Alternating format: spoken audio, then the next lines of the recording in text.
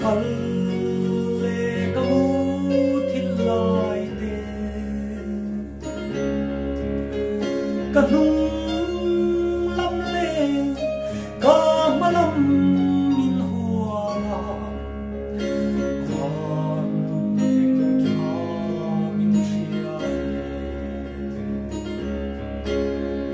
aman heng ki ma min shia aman heng ki ma min shia chutiang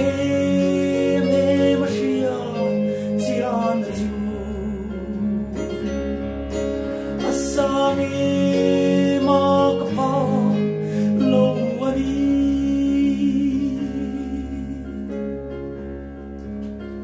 Allah tharau ne nai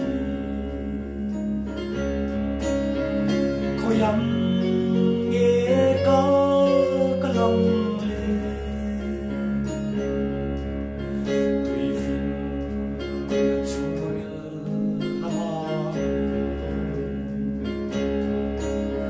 Van sang le sio la ma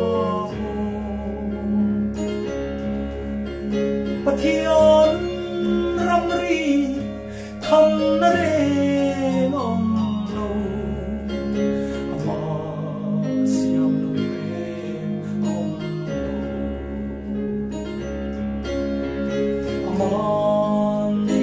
lo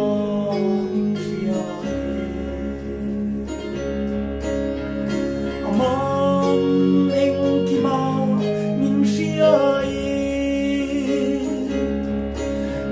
Yang em asia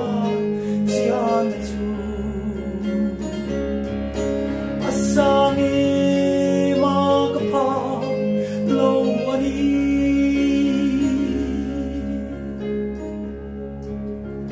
kai wan suan kai som pui tin tir suang selan